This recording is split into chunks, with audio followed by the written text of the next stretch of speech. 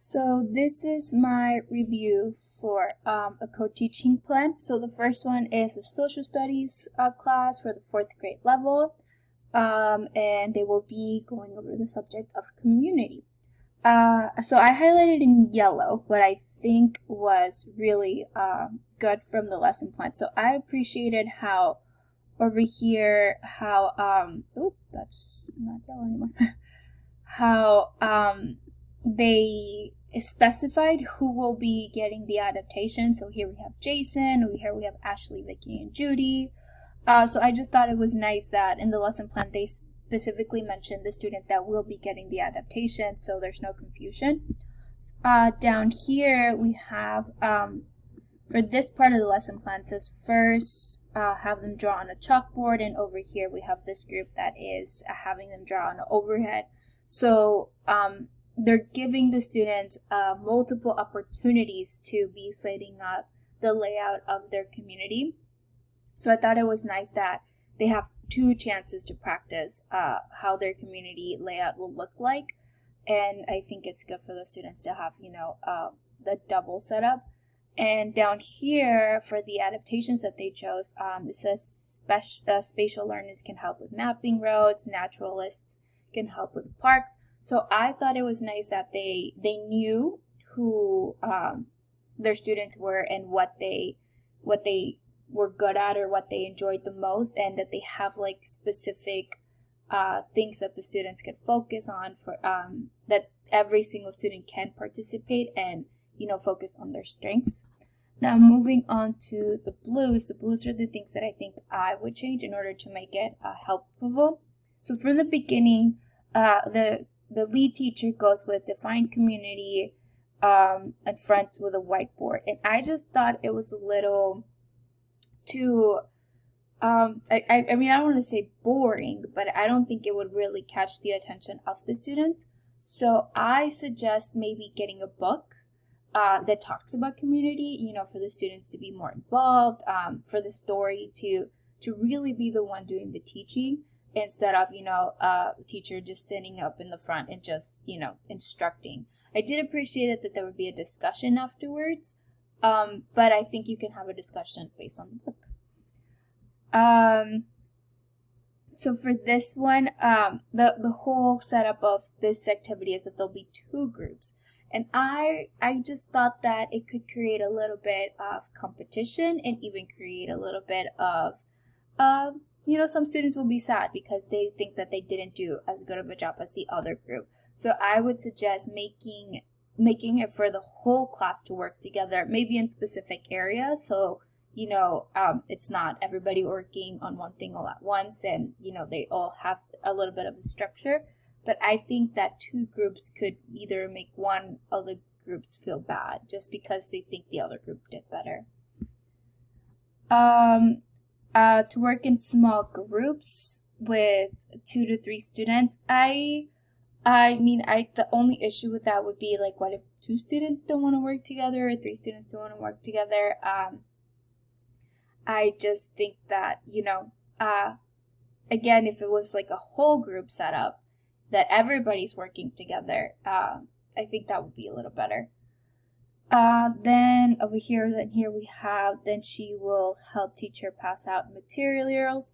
I just think that, everybody, if the teacher from the beginning, if the co-teacher was helping, with the instruction and was helping with everything, instead of, her catching up and then helping the co-teacher, I think they could both be working on things together. Make traffic lights, streets, flowers, etc. with various supplies. I'm afraid that some of the students won't be able to use the manipulatives that they were giving, the materials that they were giving. Depending on, I guess, of what type of students they have. Some students may just be better at drawing. Some students may be better at painting, but they don't really know how to use some of the arts and crafts that they're giving. So I think more options would be better. And at the end, we have groups will share their community models with the whole class. Some students just may be very, very shy and they don't want to speak in front of the rest of their class. So I think maybe just like like a walk around the classroom to see what everybody did, and maybe people sharing, hey, I like this. But again, giving them a choice. I don't think obligating the students to share is the best way to do so. Moving on to the next lesson, which I'm trying to find. Here it is. This next lesson over here. So this one is a math lesson for a 5th grade class where they will be talking about right angles. So again, in yellow, I've highlighted what I think the class did really well. I really appreciate how the teachers, again, go specific by name. Here they mentioned Janice and Carlton. Down here they mentioned Victor, Joseph, and Emily. And once again down here.